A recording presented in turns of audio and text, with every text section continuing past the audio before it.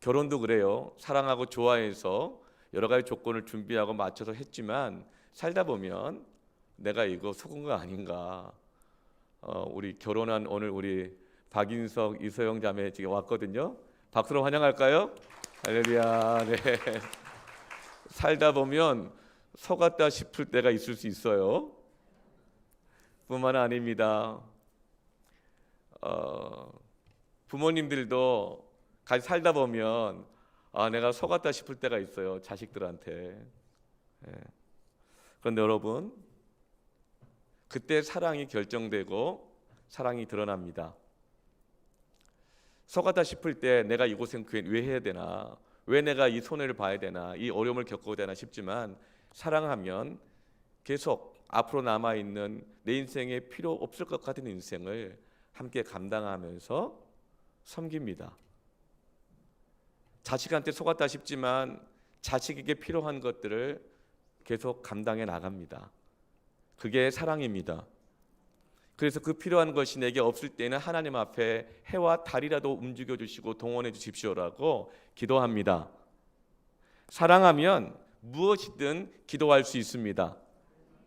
내 말이 너희 안에 거하면 무엇이든지 원하는 대로 구하라. 그리하면 이루시리라. 하나님의 말씀이 뭡니까? 그 율법이 뭡니까? 하나님을 사랑하고 내 이웃을 내 몸과 같이 사랑하라. 사랑하면 무엇이든지 구할 수 있습니다. 사랑하여 기도하면 하나님께서 무엇이든지 응답하십니다. 오늘 이 본문 말씀은 가나안의 기브온 족속이 위장을 하고 찾아와서 속여서 이스라엘 백성들과 거짓 조약을 맺습니다. 그런데 나중에 속아서 조약을 맺은 것을 알게 됐지만 이스라엘 백성들은 하나님의 율법대로 속아서 맺은 약속이어도 약속을 지켜야 되기 때문에 기브온 족속들과 함께 살기로 결정합니다. 원래 기브온 족속들은 가나안 족속들로서 이스라엘 공동체 하나님과 맺은 언약에 의하면 철저하게 진멸해야 할 대상이었습니다.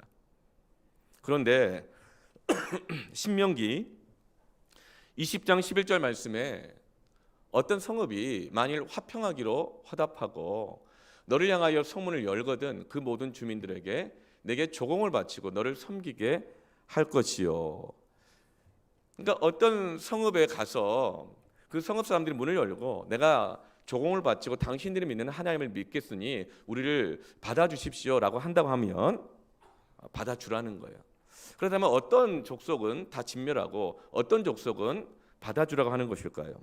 신명기 20장 15절에 내게 멀리서 떠난 성읍들 곧 이 민족들에게 속하지 아니한 성읍들에게는 이같이 행하려니와. 그러니까 가나안 땅 안에 있는 가나안 족속들의 성읍들은 무조건 진멸을 하고, 그러나 가나안으로부터 멀리 떠나 있는 떨어져 있는 성읍들의 사람들하고는 그들이 하나님을 믿겠다고 하고 조공을 바치겠다고 하고 화친을 맺으면 받아주라고 말씀해 주신 거예요. 그런데 기브온 족속은 가나안 족속이잖아요. 그러니까 이 기브온 족속들이 이 약속을 알고 이용한 것이죠. 그래서 기브온 족속들이 멀리서 온 것처럼 꾸며요.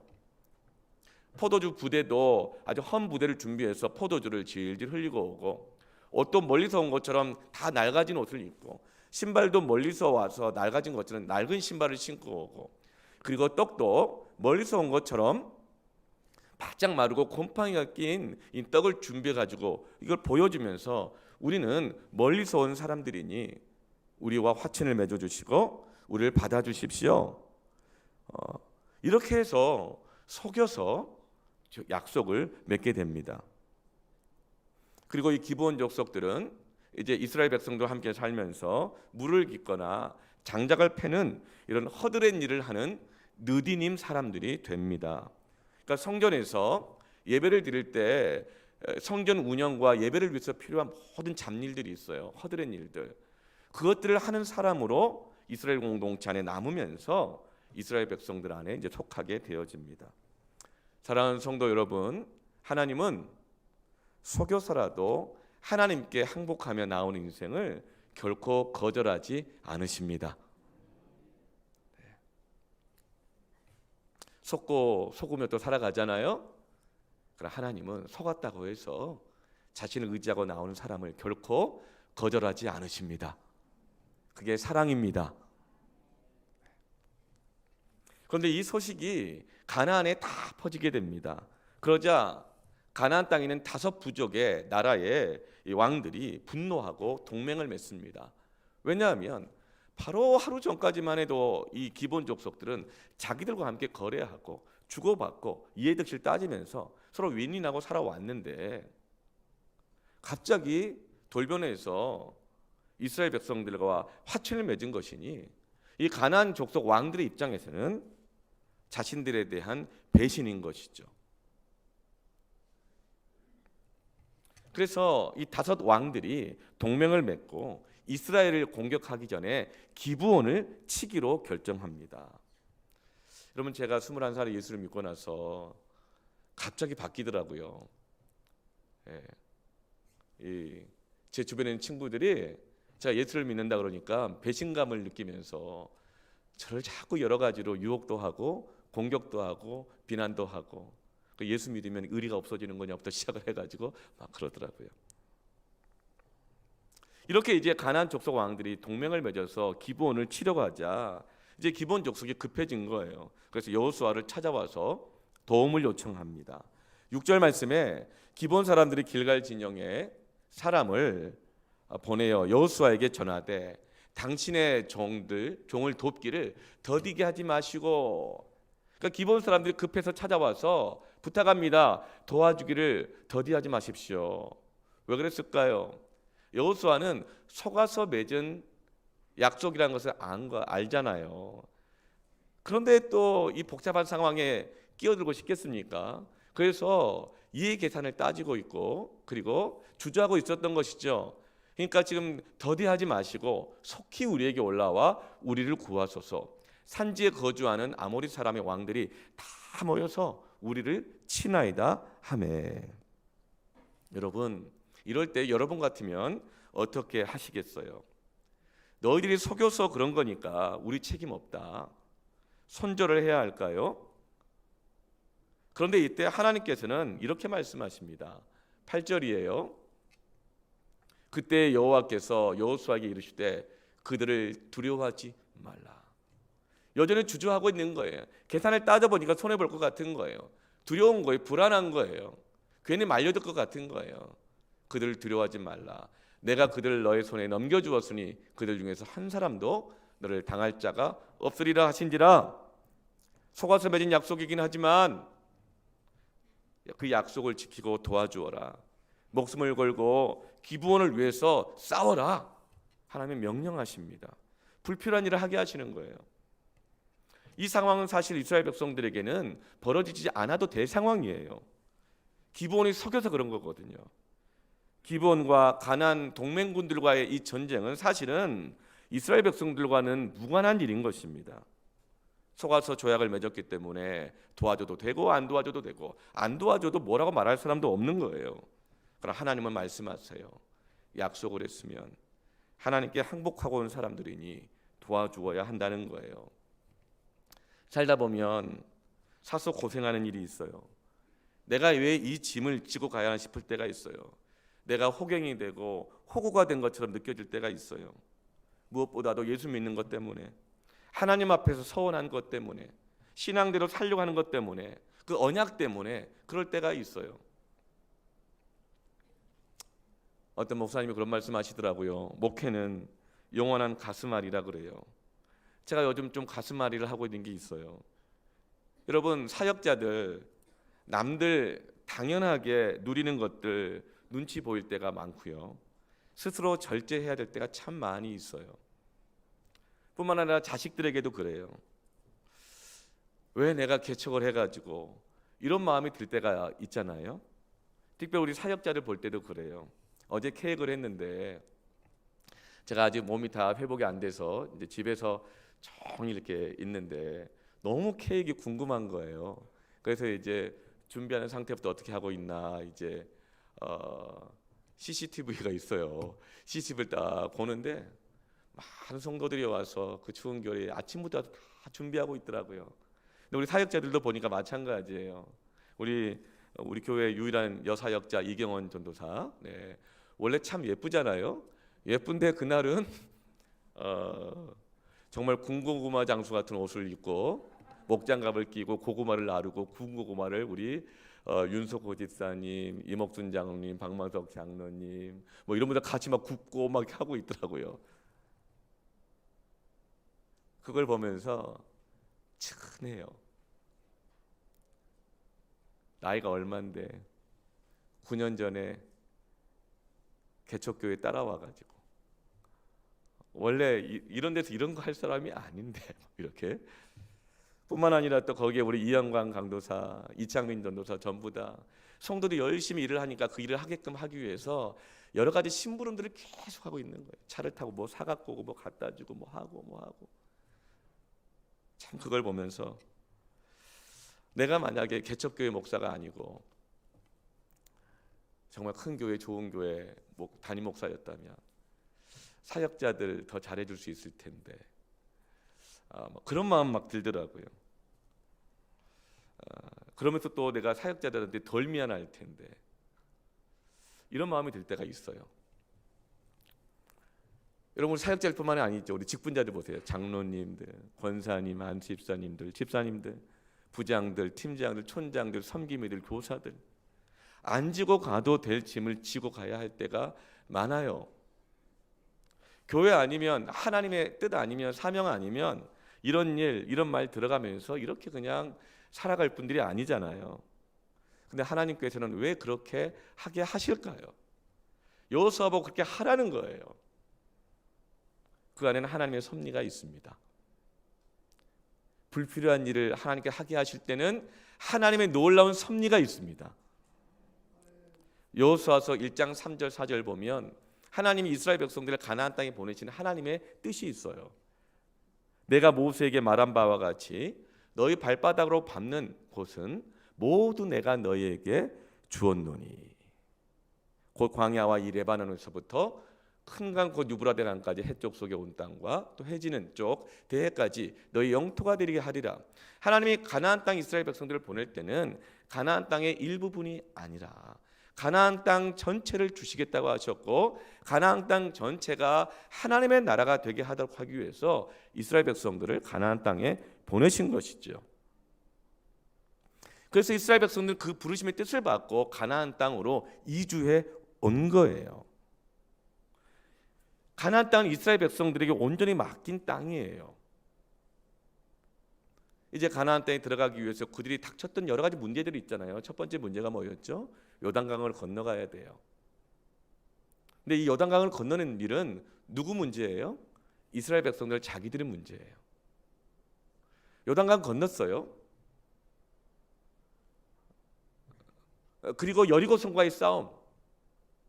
이건 누구 문제예요? 이스라엘 백성들의 문제예요. 1대1 문제예요. 아이성과의 전쟁. 누구 문제예요? 이스라엘 백성들과 1대1의 문제예요. 다 자기들 문제예요. 그들 치열하게 싸웠고 말씀대로 순종해서 요단강도 건너고 여리고성도 무너뜨리고 아이성도 취하게 되었어요. 그런데 이번 싸움은 어떤 싸움이에요? 속아서 맺은 언약 때문에 속아서 말려든 싸움이에요.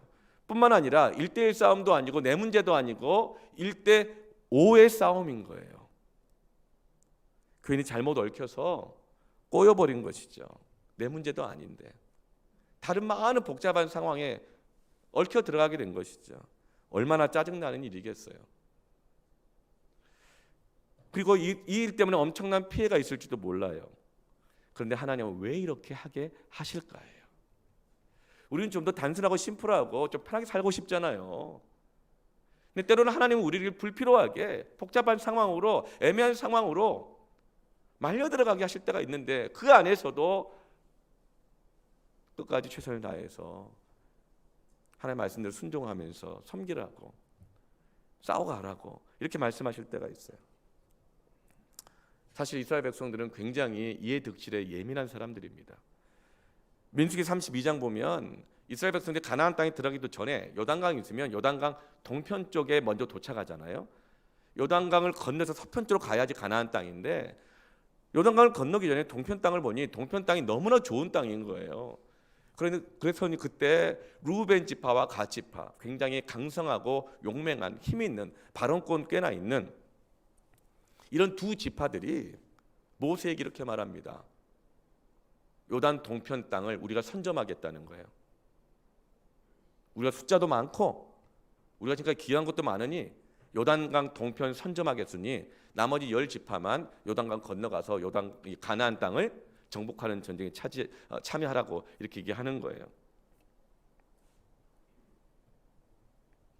그때 민수기 32장 6절 7절 모세가 이렇게 말합니다. 모세가 갓 자손과 루벤 자손에게 이르되 너희 형제들은 싸우러 가거늘 너희는 여기 앉아 있고자 하느냐. 너희가 어찌하여 이스라엘 자손에게 낙심하게 하여서 여호와께서 그들에게 주신 땅으로 건너갈 수 없게 하려 하느냐. 루벤과 갓 지파는 자기들의 힘과 발언권을 이용해서 이해 득실을 따지면서 건너갈 필요 없어, 괜히 사서 고생할 필요 없어, 이 땅을 선점할 거야 딱 하고 딱 정해버립니다. 거기 앉아버리는 거죠. 근데 그것이 바로 너희 형제들을 낙심하게 하는 일이라는 거예요. 이해 득실만 따지면서 선점하는 너희들의 그런 태도는 이스라엘 백성들을 낙심하게 할 뿐만 아니라 하나님이 주신 그 땅을 취하지 못하게 하는, 하나님의 섭리가 이루어지지 못하게 하는 것이라고 무섭게 책망하면서 그래도 안 듣자. 너희가 이렇게 하나님의 이 말씀에 불순종하게 된다면 결국은 루벤과 갓 자손이 이런 무서운 심판을 받게 될 것이라는 무서운 책망을 듣고 나자 그제서야 어쩔 수 없이 루벤과 갓도 함께 요단강을 건너가기로 하게 되는 겁니다. 이처럼 이스라엘 민족들은 이해 득실에 아주 예민했어요. 조금만 손해 보는 일은 안 하려고 그랬고 피곤한 일, 억울한 일은 안 겪으려고 그랬어요. 아이성 싸움에서도 작은 이익 때문에 소탐 대실하여 아이성 전투에서 대패하고 작은 이익에 매달렸던 그 아가는 그 집안 전체가 결국은 멸문지화 당한 것이 이스라엘입니다. 광야 40년 동안 하나님이 다 주셨음에도 불구하고 뭐 하나만 없으면 이거 없다 저거 없다 계속 원망하고 불평하고 분노하고 비난하고 그렇게 어린애처럼 이해 득실만 따지면서 살아왔던 민족이에요. 여러분, 이처럼 이해 득실에 민감하게 살고 손해보는 일을 하지 않으려고 하고 속지 않고 살아가려고 하는 것은 누구나 가지고 있는 본능입니다. 이건 죄가 아니에요. 상식이에요. 그런데 그런 선택으로는, 그런 기질로는 가나안 땅에서, 이해 득실이 가득한 가나안 땅에서, 속고 속이고 살아가는 가나안 땅에서 하나님의 뜻을 이룰 수 없다는 것입니다.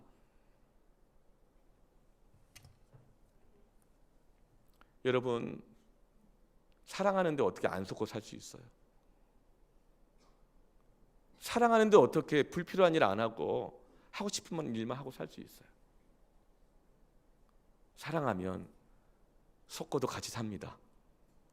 사랑하면 나한테 전혀 이득이 없는데 불필요한 일을, 애매한 일을 합니다. 그런데 바로 그런 민족을 통해서 하나님은 가나안 땅에 하나님의 뜻을 이루신다고 말씀하시는 것입니다. 사랑하면 무엇이든지 기도할 수 있습니다. 사랑하면 무엇이든지 응답하십니다.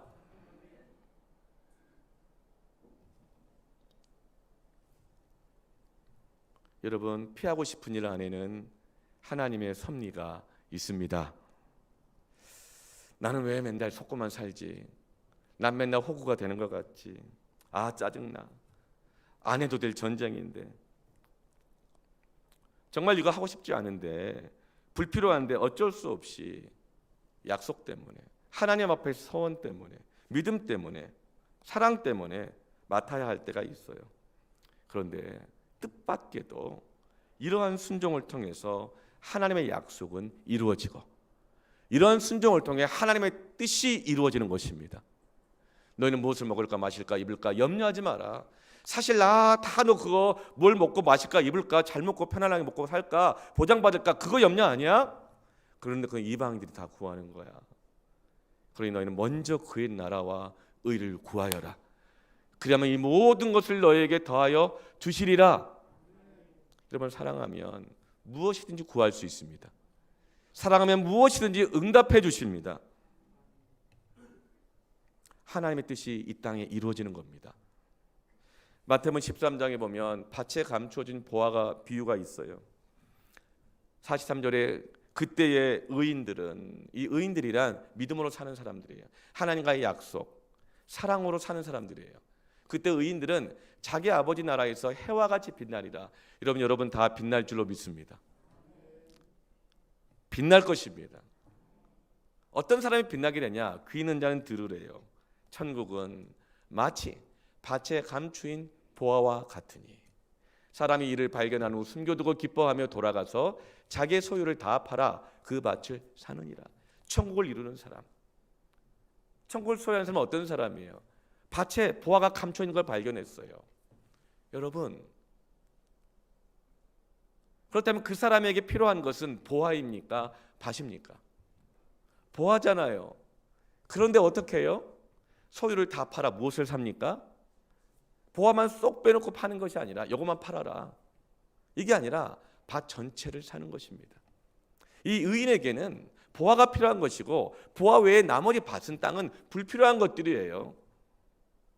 그러나 천국은 어떤 사람의 것입니까? 보화를 얻기 위해서 그 불필요한 일을 다 감당해내는 사람. 하나님과 약속의 언약 때문에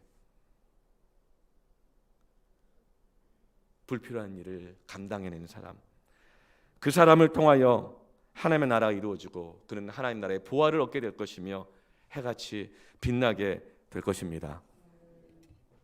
하나님께서 이 불필요한 이 싸움 가운데 어떻게 역사하시는가? 11절 말씀에 그들이 이스라엘 앞에서 도망하여 이제 하나님이 도와주시니까 이 가나안 5나라 군대 동맹군들이 막 도망을 가는 거예요. 그런데 벳호론의 비탈에서 내려갈 때에 여호와께서 하늘에서 큰 우박덩이를 막 때려 붓습니다. 그런데 큰 우박덩어리가 때려 부어지면 전쟁통에 막 백병전을 하고 있는데 가릴 것 없이 다 맞아 죽어야 되잖아요. 그런데 큰 우박덩이가 누구에게만 내려요? 가나안 동맹군들에게만 막 내리면서 이스라엘 자손의 칼에 죽은 자보다 우박에 죽은 자가 더 많았더라. 하나님이 지켜주십니다. 정확하게 하나님이 역사하십니다. 사람들은 도와주어도요, 도와주다가도 해를 끼치기도 하고 도와주다가도 손을 끼치기도 해요. 왜냐하면 우리는 그렇게 완전하지 못하기 때문에. 그러니까 하나님은 전혀 해를 끼치지 않으시고 정확하게 도와주십니다. 완전하게 도와주십니다. 어떤 동업자도 나를 전혀 해 끼치지 않고 도와줄 동업자 아무도 없습니다. 어떤 부부간이라 하더라도 나에게 조금도 상처 주지 않고 나를 도와주는 돕는 배필 없습니다. 그러므로 여호와가 나의 도움이십니다. 하나님이 이렇게 도와주십니다. 사랑 때문에, 믿음 때문에 불필요한 일을 감당해 나가는 사람에게 이렇게 정확하게 도와주십니다. 바로 그때 여호수아가 담대해진 거예요. 이제 하나님이 정말 이렇게까지 도와주시는구나. 그러자 어마어마한 기도를 합니다. 12절이에요. 같이 한번 읽어볼까요? 여호와께서 아모리 사람을 이스라엘 자손에게 넘겨주시던 날에 여호수아가 여호와께 아뢰어 이스라엘의 목전에서 이르되 태양아 너는 기브온 위에 머무르라. 달아 너도 아얄론 골짜기에서 그리할지어다 하며. 여러분, 이런 기도를 한 사람이 이전에도 없었고 이후에도 없었대요. 하늘의 해와 달이 멈추게 해달라는 거예요. 왜냐하면 하나님이 우박을 쏟아 부어주셔서 정확하게 도와주시니까 일이 착착착착 진행되는 거예요. 막 이기는 거예요. 그런데 남은 자들이 막 도망을 치니까 이 때를 놓치면 저들이 다시 지금 전열을 갖추어 와서 또다시 공격을 하면 지지는 않겠지만 더 많은 피해가 생길 수 있잖아요. 하나님, 해와 달이 멈춰져서 아예 이번에 그냥 한 번에 그냥 끝내주십시오. 해결해 주십시오. 이런 기도를 하는 것이죠. 근데 정말 해와 달이 멈췄대요. 믿습니까? 멈췄대요. 믿습니까? 실제로 그랬어요. 나사의 미국 항공우주국 이 과학자들이 태양계 모든 별들의 공전과 자전의 속도를 계산하면서 이 지구의 나이, 연대기를 계산하고 있었어요. 그런데 이 컴퓨터가 슈퍼컴퓨터가 작동을 하다가 계산을 쭉 하다가 어느 한순간에 딱 멈춰버리는 거예요. 오작동을 하는 거예요. 그래서 해롤드 힐 박사라고 하는 분이 그 원인을 찾다가 찾지 못했는데 주일날 들은 설교 말씀이 생각나는데 여호수아서 10장 13절 말씀에 이 태양이 중천에 머물러서 거의 종일토록 속히 내려가지 아니하였더라. 이 말씀, 여호수아의 기도와 하나님의 응답의 말씀이 생각난 거예요. 거의 종일토록 하루 동안. 그래서 여호수아서 10장에 나와 있는 멈추어진 그 하루를 입력하여 계산했더니 슈퍼컴퓨터가 다시금 연대기를 계산하면 작동하기 시작하는 거예요. 그러나 작동하다가 또 탁 멈추는 거예요. 가만 보니까 40분의 시간차를 알 수가 없는 거예요. 40분이 또 비어 있는 거예요. 근데 또 그때 열왕기하 20장에 보면 히스기야 왕이 죽을 병에 걸렸는데 하나님께 살려달라는 기도를 할 때 하나님이 살려주신다 그래요. 하나님이 살려주신다는 증표를 보여주십시오 할 때 하나님 보여주신 증표가 해 그림자가 10도 뒤로 물러가게 하는 그 징표를 주셨어요. 근데 이 10도 뒤로 물러가는 것이 바로 정확하게 40분에 해당합니다. 여호수아서 10장에 나오는 거의 종일토록 24시간 아니죠. 23시간 20분이었던 것이죠. 그 히스기야의 기도를 통해서 히스기야가 나를 살려주시면 내 남은 생애를 정말 주님을 위해 드리겠습니다. 그 결단 헌신의 기도를 했던 거예요. 그 징표로 40분 뒤로 물러가게 하셨어요. 해와 달을 움직이시는 것입니다. 멈추시는 것입니다. 기적을 주시는 것입니다. 사랑은 하나님 앞에서의 서원 때문에, 약속 때문에, 그 사랑 때문에, 감사 때문에 불필요한 것을 하는 거예요. 그 사랑의 기도는 해가 멈추고 달이 멈추는 것입니다. 온 우주를 동원해서라도 하나님이 응답하시는 것입니다. 그래서 사랑의 기도는 무엇이든지 구할 수 있습니다. 제가 1997년 10월에 결혼했습니다. 결혼하고 나서 한 달 반 있다가 IMF가 터졌어요. 집값이 폭락을 하고 전세가 폭락을 했어요. 그래서 결혼할 때 조금 좋은 건 있었어요. 전세가가 폭락을 하니까 제가 이 반지하가 아니라 이 아파트에서 신혼집을 얻을 수가 있었습니다. 그런데 문제는 대출 이자가 엄청나게 올랐어요. 당시에 제가 결혼할 때 대출 받아서 다 결혼을 했는데 그때 연이율 13%였습니다. 그때 기억나시죠? 네. 국민은행에서 13%로 대출을 받아가지고 전세 11평짜리 상계 주공아파트 504동 208호를 3,200만 원에 이제 원룸 같은 집이죠. 신혼을 시작했어요. 당시에 저는 선교단체 대학생 간사로 사역을 했고 또 교회에서 유치부 전도사로 사역을 막 시작했을 때였습니다. 다행히 사모가 직장을 다녔기 때문에 본인이 직장 다니면서 대출 받고 대출이자 다 내고 생활비 다 감당하고 저는 아주 고고하게 사역에만 집중할 수 있었던 아주 행복한 시절이었습니다. 네. 그렇게 하면서 열심히 직장 생활하고 저는 사역을 열심히 했어요. 정말 열심히 했어요. 그런데 결혼 2년 차가 됐습니다. 전세 만기가 다가올 그때였는데요. 아내가 퇴근해서 이렇게 얘기하더라고요. 여보, 일산에 24평 아파트가 있대요. 일산 당시 정말 뜨는 곳이었습니다. 젊은이들의 로망이었어요. 요즘은 어딘지 모르겠는데 네. 일산에 24평 아파트가 9천만 원에 금매로 나왔다는 거예요. 지금 내가 받은 월급 정도면 그 대출 받고 이자 충분히 감당할 수 있으니 지금이 집 살 기회라고. 여보 합시다. 여러분 어떻게 해야 될까요? 네. 근데 그때 일산에다 집을 사면 어떻게 되겠어요? 감당은 하겠지만 이사 가야 하잖아요. 그러면 교회 옮겨야 되잖아요. 근데 제가 그때 유치부 전도사였었는데 제가 유치부를 처음 갔을 때 어떤 한 아이가 이렇게 물어봐요. 전도사님 언제 가요? 전도사님은? 무슨 말이니? 그랬더니 전도사님들이 교회 사역자로 오면 보통 1년, 짧으면 6개월, 있어봐야 2년, 길게 3년 이상 있는 경우가 거의 없어요. 대부분 왔다가 몇 달 안 돼서 너무 어려우니까 1년 안에 대부분 다 떠나요. 그러니까 이 아이가 늘 그 상처가 있었던 건가 봐요. 전사님 언제 가요? 대답은 못 하겠더라고요. 근데 일산의 24평 아파트 하자는 말을 들었을 때 하필이면 그게 또 떠올라요. 제가 그때 뭐라 그랬냐면 전사님 그렇게 안 가 그랬거든요. 속아서 약속을 맺은 거예요. 내가 이럴 줄 알았으면. 근데 그 말이 딱 떠오르는 거예요. 그래서 제가 아내에게 그랬어요. 여보, 사역자가 사명 따라 살아가야지, 부르심 따라 살아가야지, 집 따라 살아가면 되겠는가. 그래서 거절했어요. 그리고 이제 또 시간이 지나서 결혼 3년 차가 됐어요. 이제 IMF가 끝나가니까 전세값이 막 다 오르기 시작하는 거예요. 전세값 올라간 것을 감당할 수가 없으니까 조금 싼 데로 갔어요. 바로 옆 동으로 5단지 503동으로 1층 102호로 이사를 갔어요.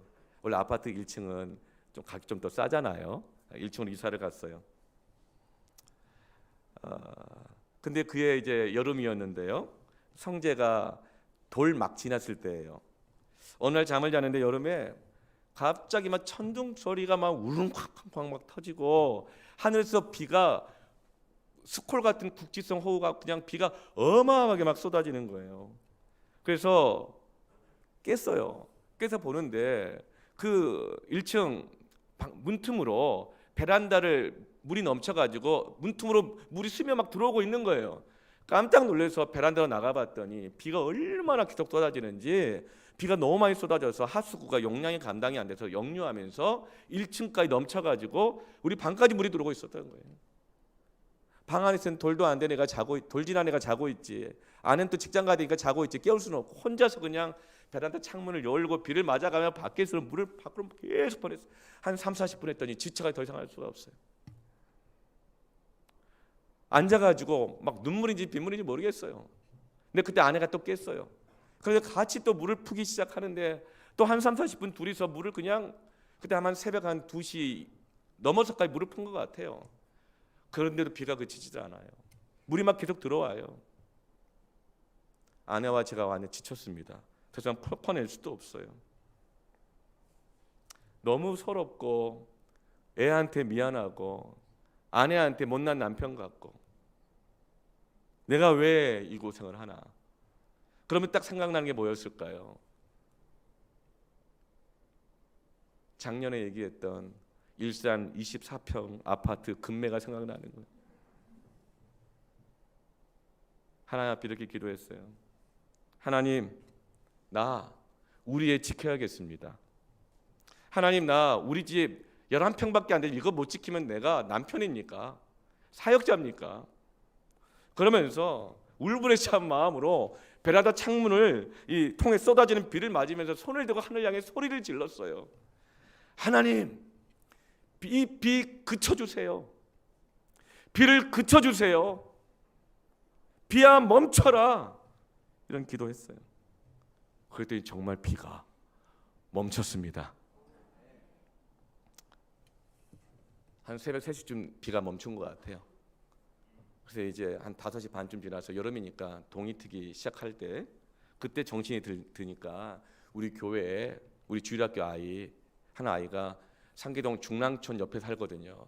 걱정이 되더라고요. 왜냐하면 중랑천이 범람했다는 뉴스가 막 나왔기 때문에 걱정돼서 찾아가 보려고 가는 중에 보니까 온 동네가 물바다고 사람들이 다들 피난 가서 학교로 다 피난 가 있는 거예요. 그 이게 무슨 일인가 물어봤더니 이미 중랑천이 다 범람을 해서 이 일대가 전체가 다 이미 잠겨버렸던 거예요. 그런데 이렇게 말하는 거예요. 비가 새벽 5시에나 멈췄다는 거예요. 주공 아파트 5단지에서는 3시에 멈췄거든요. 밤새 비가 멈추지 않았지만 놀랍게 제가 그곳에서 기도했던 그 자리, 상계동 주공아파트 5단지에서만, 그 지역만 비가 멈춘 것입니다. 사랑은 언약을 지키면서 하나님 의지하고 불필요한 일을 감당하는 거예요. 사랑하면 무엇이든지 기도할 수 있습니다. 사랑하면 무엇이든지 응답됩니다. 그런데 여호수아는 왜 해와 달을 멈추게 해달라고 기도했을까요? 11절에 보면 우박이 어디서 쏟아지냐면 벳호론 비탈길에서 내려갈 때 쏟아지고, 바로 그 벳호론 비탈길에서 우박이 쏟아지면서 승리하고 있을 때에 여호수아가 해와 달이 멈추게 해달라고 기도하거든요. 벳호론은 어떤 곳이냐면, 벳은 집이란 뜻이고 호론은 구멍이란 뜻입니다. 그러니까 이 아얄론 산 골짜기, 벳호론 이 골짜기에 보면은 산마다 골짜기마다 봉우리마다 구멍을 파놓고 그 안에 집을 지어놨는데, 그게 어떤 집이냐면 가나안 사람들이 전부 다 자기 우상, 그게 뭐냐면 낮에는 해가 지켜주고 밤에는 달이 지켜준다. 이 낮은 해가 주관하는 시간이고 해신이 주관하는 시간이고 밤은 달신이 주관하는 시간이다. 그래서 전부 다 자기들 해와 달을 섬기는 우상 신전을, 개인 신전을 만들어 놨던 거예요. 여러분, 우상 숭배의 본질이 뭡니까? 모양이 아니에요. 자기를 위하여 형상을 만들었다 그랬어요. 우리가 하나님을 믿는다고 말하지만 만약에 하나님을 믿는다는 것을 나를 위해서만, 내 이해 득실을 위해서만 믿는다면 그것은 우상이에요. 이 벳호론 골짜기는 그런 해와 달을 섬기는 우상 개인 신전이 가득했던 곳인 것이죠. 가나안 우상 문화의 최고 중심지예요. 그래서 다윗은 시편 121편 1절에서 8절에 이렇게 기도합니다. 내가 산을 향하여 눈을 들리라.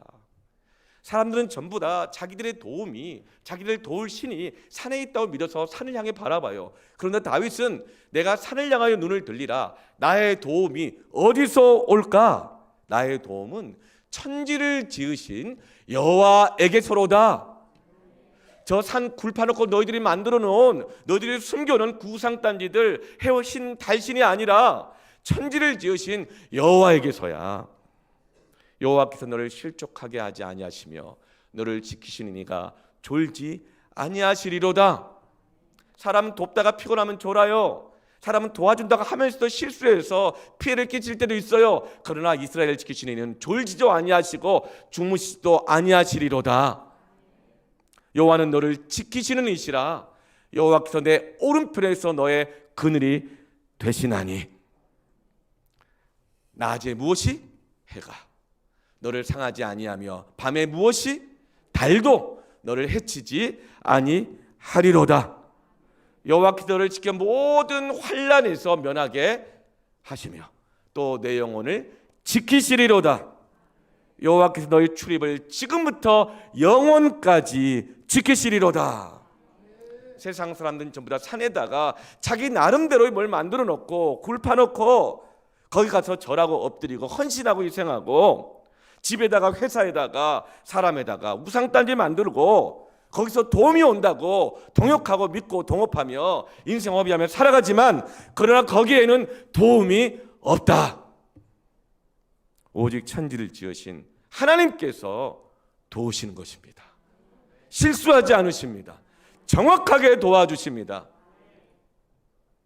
이것이 바로 피하고 싶은 일을 순종하게 하시는 일을 통해서 하나님이 이루시는 섭리입니다. 사랑은 무엇입니까? 언약을 지키는 것입니다. 사랑은 무엇입니까? 마음을 지키는 것입니다. 그 믿음은, 사랑은 요동하는 것이 아니라 그랬어요. 그래서 불필요한 일을 하는 것입니다. 피하고 싶은 일을 하는 것입니다. 그러면 하나님이 일하십니다. 하나님의 뜻이 이루어집니다. 하늘의 뜻이 이루어지는 가정, 교회, 여러분 인생 되기를 축원합니다. 제가 개척을 했어요. 아마 다 알고 있죠, 사실은. 네. 지금부터 딱 정말 거의 9년 전에 2014년 1월 달에 개척 준비 기도회를 시작해서 3개월간 기도하고 4월 달에 시작을 했습니다. 그런데 개척을 했는데 뜻하지 않은 건축까지 하다 보니 뭐 그냥 퇴직금이며 뭐며 그냥 또 그리고 안산 동산구에서 살던 사택도 다 내주고 와야 되고 하다 보니 또 건축을 이렇게 하다 보니 건축이 다 되어가는 마당이지만 정작 제가 들어가 살 집이 없는 거예요. 그러니까 돈이 없는 거죠. 전세 돈도 이제 없는 거예요. 예. 근데 그때 참 감사한 게 건축이 여러 번 중단됐을 때 하나님이 얼마나 정확하게 도와주셨는지 너무 많은 일들이 있지만 정말 어려운 가운데 있었을 때 안산에 그 정병만 집사님이라고 40대 초반의 젊은 건축업 사업을 하시는 분 계셨습니다. 그분이 저한테 양육 4단계 양육을 받으셨던 분인데 저는 까마득하게 잊어버렸는데 그때 그분이 은혜를 많이 받으셨나 봐요. 근데 건축이 중단되었다는 소식을 듣고 저를 불러서 목사님 물어보더라고. 얼마면 됩니까? 그러더라고요. 그게 무슨 말인가 이해가 안 돼서 대답을 못했어요. 근데 그때 그분이 3천만 원을 바로 이체를 해서 헌금을 해주셨고 그걸로도 안 되거든요. 그러더니 이렇게 말씀하시더라고요. 목사님 저에게 사업할 때 여유 자금이 1억 원이 생겼습니다. 이것은 저에게 당장 필요한 게 아니니 목사님 이걸 드릴 수는 없고 목사님에게 1억을 빌려드리겠습니다. 그런데 목사님 급하게 생각하지 마시고 형편될 때 갚으시고 다른 분들 빚 다 갚고 마지막에 갚으시라고 아무 때나 갚으라 이렇게 하고 빌려주셨어요. 1억을. 그러니까 1억 3천을 헌금 받고 이제 완공이 된 거예요. 준공이 딱 된 거예요. 그런데 이제 준공을 다 하고 나서 보니까 이제 건축 비용이 딱 1억이 남은 겁니다. 1억이 남으면 어떻게 해야 될까요? 근데 당시에 제가 이제 전세를 들어가야 되는데 이제 당시에 교회 성도 얼마 안 되고 이러니까 운영위원회라고 있었는데 집사님들이 이렇게 말씀하셨어요. 어떤 집사님이 목사님 저기 6단지 7보마을 거기 지금 분양을 받으시면 되겠다, 사면 되겠다고 그거를 대출 받아가지고 34평이 그 2억 얼마인가 막 그랬어요. 그런데 지금 좋은 기회라는 거예요. 무이자로 중도금까지 다 무이자로 대출해 준다는 거예요. 그러니까 그 1억 가지고 지불하고 지불하고 남은 돈은 대출 받아서 하고 무이자로 대출이니까 교회도 부담도 없고. 예. 그렇게 해서 사택 문제를 해결하자고 하시더라고요. 여러분 해야 돼요, 말아야 돼요? 그런 좋은 기회가 어디 있어요?